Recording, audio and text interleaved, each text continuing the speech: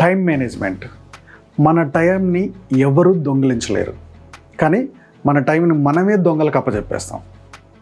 ఎలానో తెలుసా?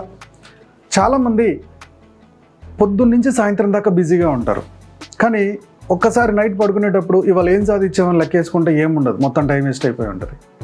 అది రూల్స్ రూపంలో అవ్వచ్చు, లేకపోతే ఫ్రెండ్స్ బాతకాన్ని పెట్టడంలో అవ్వచ్చు. దీనికి మెయిన్ రీజన్ మీ మనసును మీరు కంట్రోల్ చేసుకోలేకపోవడం, దీన్ని పలానా టైంలో పలానా పని చేయాలని బ్లాకింగ్ లేకపోవడం. ఎగ్జాంపుల్కి కొంతమందికి నో చెప్పడం రాకపోవడం కూడా వీళ్ళ టైంని కిల్ చేస్తూ ఉంటుంది. మీ ఫ్రెండ్ ఒకతను ఉన్నాడండి, వాడికి ఏదో చిన్న అవమానం జరిగింది. ఓకే, ఒకసారి ఫోన్ చేసి చెప్పాడు, విన్నారు. మళ్ళీ ఏదో పనిలో ఉన్నారు, మళ్ళీ ఫోన్ చేసి చెప్పాడు, వాడు ఏమనుకుంటాడో అని మళ్ళీ విన్నారు.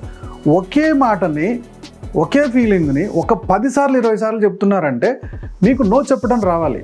మామా పొద్దున్నే చెప్పావు, విన్నాను, దీన్ని సొల్యూషన్ ఎక్కువ పట్టించుకుంటున్నావు, పనిలో పడు, నాకు కూడా పని ఉంది, నేను పని చేసుకుంటానని చెప్పడం రావాలి. మనల్ని ఈ భూమి మీద నిలబెట్టేది మన పనే. మొహమాటానికి వెళుతూ మీ టైంని కనుక అలా వదిలేసుకుంటూ పోతే లాస్ట్కి మీకు టైం మేనేజ్మెంట్ రాక ఆఫీస్లో మీకు ఇబ్బంది అయిపోతుంది.